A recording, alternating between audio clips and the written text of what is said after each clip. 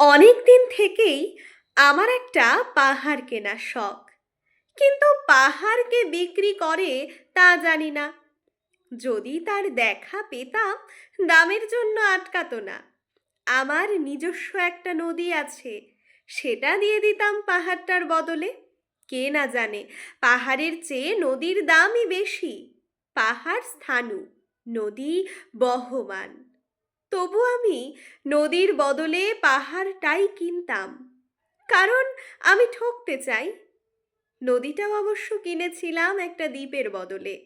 ছেলেবেলায় আমার বেশ ছোট্ট খাট্ট ছিমছাম একটা দ্বীপ ছিল, সেখানে অসংখ্য প্রজাপতি। শৈশবে দ্বীপটি ছিল বড় প্রিয়। আমার যৌবনে দ্বীপটি আমার কাছে মাপে ছোট লাগলো। প্রবহমান ছিপছিপে তন্বী নদীটি বেশ পছন্দ হলো আমার। বন্ধুরা বলল, ওইটুকু একটা দ্বীপের বিনিময়ে এত বড় একটা নদী পেয়েছিস, খুব জিতেছিস তো মাইরি। তখন জয়ের আনন্দে আমি বিহ্বল হতাম। তখন সত্যি আমি ভালোবাসতাম নদীটিকে। নদী আমার অনেক প্রশ্নের উত্তর দিত, যেমন বলতো, আজ সন্ধেবেলা বৃষ্টি হবে কিনা। সে বলতো, আজ এখানে দক্ষিণ গরম হাওয়া।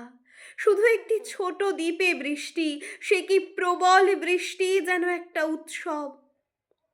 আমি সেই দ্বীপে আর যেতে পারি না। সে জানতো, সবাই জানে, শৈশবে আর ফেরা যায় না। এখন আমি একটি পাহাড় কিনতে চাই, যার পায়ের কাছে থাকবে গভীর অরণ্য। আমি সেই অরণ্য পার হয়ে যাব, তারপর শুধু রুক্ষ কঠিন পাহাড় একেবারে চূড়ায়।